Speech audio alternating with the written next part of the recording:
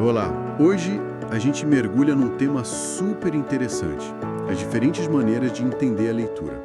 E principalmente como é que a gente constrói sentido a partir de um texto. Pois é. Vamos usar como base umas ideias ótimas do livro Ler e Compreender os Sentidos do Texto, da Ingedori Koch e da Wanda Elias. Um clássico, né? Exato. O nosso papo aqui é para tentar desvendar porque ler é, na verdade, uma atividade bem complexa, sabe? E muito interativa.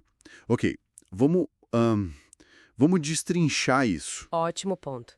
Porque, assim, muita gente ainda acha que ler é só decifrar a palavra, né? Algo meio automático. Sim, Mas, na verdade, é um processo mental muito, muito rico. Envolve a pessoa que lê com toda a sua bagagem, suas experiências, total. o texto em si, claro, e até o contexto. Onde, quando, por que se lê. É uma construção mesmo. As autoras lembram que, lá atrás, tinha uma ideia forte de que o sentido, ele vinha só da cabeça do autor. Isso. O leitor era visto como alguém passivo, sabe? Que só pegava a mensagem que o escritor queria passar. Essa era uma visão. Tinha outra também que focava demais no texto.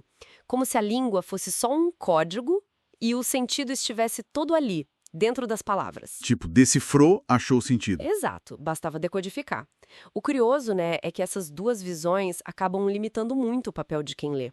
Quase como se a pessoa fosse só um receptor passivo ou um decodificador de máquina. Mas aí o pensamento evoluiu, né?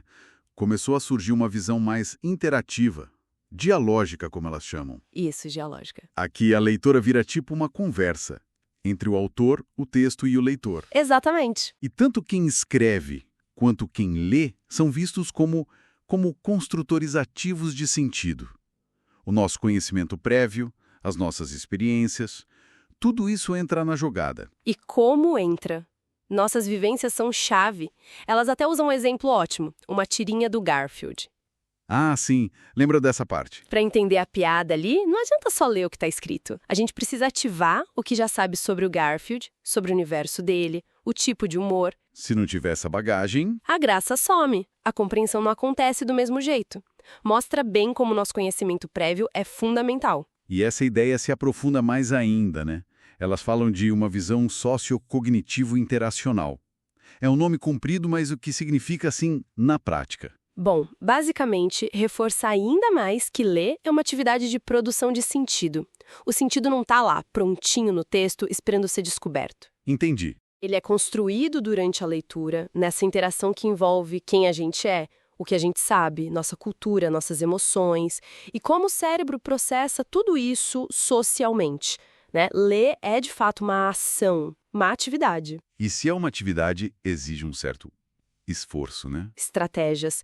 É aqui que a coisa fica realmente interessante, eu acho. Como é que isso funciona? Totalmente. Quem lê tá o tempo todo trabalhando mentalmente, mesmo sem perceber às vezes. A gente seleciona o que parece importante, tenta antecipar o que vem depois, baseado no que já leu, faz inferências para preencher as lacunas, sabe? Lê nas entrelinhas. E depois confere se faz sentido, né? Exato.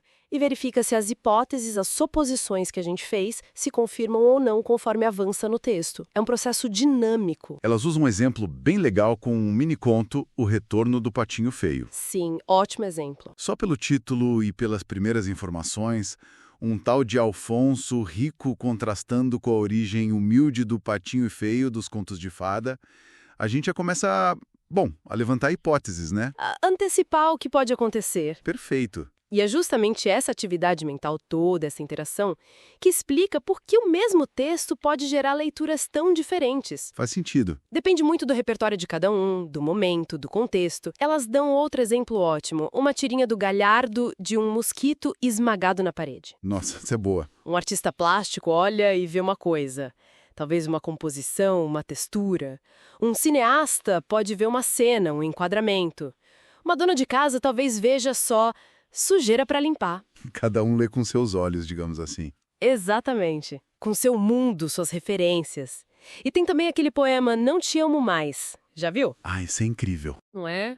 Lendo normal, de cima para baixo, ele passa uma mensagem. Mas se você lê de baixo para cima... Muda tudo. A mensagem vira o oposto.